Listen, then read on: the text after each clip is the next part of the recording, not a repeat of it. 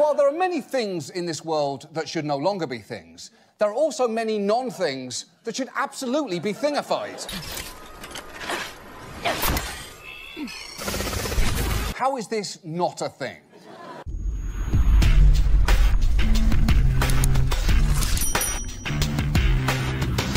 Hey everyone, Thordan Smash here, and with the first weekend of ALGS wrapping up, there's going to be a lot of meta changes going on, especially with how the developers at Respawn are going to be looking at tweaking things, especially with a brand new rank system on the horizon. We're going to go over all that. We're also going to give out 45 bucks. All you gotta do is like, comment, subscribe. You guys know the drill. Without further ado, let's talk about the new reworks. So the first weekend of ALGS all wrapped up, and we got our first look at the scorecards. Very happy how Glitch Energy actually ended in the top 2. Let's go team. But along with that, we saw a lot of interesting stuff going on with the meta, and if there's one thing that devs do, it's, well, they watch the scrims and the gameplay of the pros and then make adjustments based off of them. We've seen it 1,000 times. In fact, Imperial Hal himself got a playtest season 16 early with all the changes, and they get a lot of feedback from them on how to improve them going forward. So when we look at the pick rates, obviously Catalyst, Seer, and Valkyrie were the #1 pick team as they had a 30% pick rate. There were a couple of Caustics thrown in, but not really any other controller legends, maybe a Watson as well. But overall, the meta very much shifted to those 3. Now, of course, we know that in public lobbies, the original legends are sitting at the top of the board. You've got Wraith, Pathfinder, Octane, Bangalore, Bloodhound, Lifeline, all in the top tier. Valkyrie's still pretty popular, Seer at the bottom, but the one I actually want to take a look at is Ashe right there at a 3.7%. What's interesting about that is she's the middle of the pack, but I actually do expect her to get some kind of buff, probably within the next 2 weeks around the March 28th collection event. As Hyper Mist pointed out that she does seem to be getting an Ashe heirloom then, could always come later in the season, but that's what his prediction is. Along with that, Kralrindo found that Ashe heirloom animations in the file, and well, she just isn't that good right now. Her ultimate is pretty awesome and her passive works well, but that tactical probably needs to be sped up a little bit. I don't think I've ever seen someone actually legitimately get hit by her tactical. But something that we should be seeing very soon is some changes with the remastered legend classes. Now, of course, we got the Assault, Skirmisher, Recon, Controller, and Support class, and while it's pretty cool that they have new abilities in them, let's be honest, the Skirmisher where you reveal a care package isn't that useful. And what's interesting is Controller isn't nearly as popular as people thought it was going to be. In fact, Raven, the coach of TSM, brings up a point saying giving weak defensive characters the ability to hit the beacon doesn't actually make them feel good to play gameplay wise. The class system currently stifles creativity and diversity in part because of this, and controller characters outside of Catalyst are not flexible. He actually thinks there was more diversity last season, which is interesting because last season we didn't get any buffs or nerfs whatsoever. If we look at this season with that remastered classes, we only got a couple of changes, such as Seer got a little bit of a nerf, Bloodhound got a buff along with Pathfinder, Mirage, and Lifeline, but not anything that actually overhauled them completely, making them totally new characters. Oh, of course, Wraith also got a buff, but that was to sell the new heirloom that's coming out. Another reason why Ashe is probably going to get a pretty good buff this season. When you look at the weaponry though, the Nemesis isn't as high as I had expected it. The R99 card, Flatline, and 301 actually all still play above it, meaning that the Nemesis isn't actually picked over the other 2 ARs in the class. So it'll be interesting to see if they actually do a nerf or maybe even a buff, because it was intended to come out stronger than those. And since the R99 and car in the top spot, it makes you wonder what's going to be our season 17 weapon if we end up getting one. There's 2 very good options. One is the Gemini, which has been data mined. It does seem to be coming as an energy SMG that if you pair it up, you can swap between the 2 faster. The gameplay of it looks pretty cool, but we already have an energy SMG with the Volt, so I kind of wonder how that would work. The other one would be the Fanatic, which has been talked about, and it's a dual wield akimbo style weapon choice, which has an energy charge up when you fire it. This is personally what I hope comes in season 17, because we've never had a new handheld actually added into the game. It's always been the Wingman P2020, and if this was brought in, it would be a great way to compete against the RE45, which has been absolutely fantastic in the care package and just a little bit overpowered. But even with more buffs and nerfs coming for these legends and the class reworks getting even more, something that we're all patiently waiting for is the skill-based matchmaking update to finally go live. I definitely haven't felt anything new. In fact, the skill-based matchmaking has been pretty heavily against, I feel like, the general player base unless you 3-stack, and we never got an update on that, so I kind of wonder where the progress is. Medina did point out that he wasn't going to go into much detail, but they are reworking the rank system specifically for improvements and changes that can be made in the future, and they've had multiple discussions, and they did state that they are going to be doing a lot more changes going into season 17, so this is going to be very nice if we see it. And the last thing I want to let you guys know is that there are free Twitch Prime packs coming up. Kralrindo let us know, but there's going to be a free Valkyrie unlock with a special thematic pack for her, along with a legendary Apex pack, a Mirage thematic pack, and then of course a Caustic thematic pack. Let me know down below, what kind of changes would you like to see for the legends going forward? Who do you think is in a good spot and who could use a lot of improvement? And until next time, legends, keep slaying in the Outlands,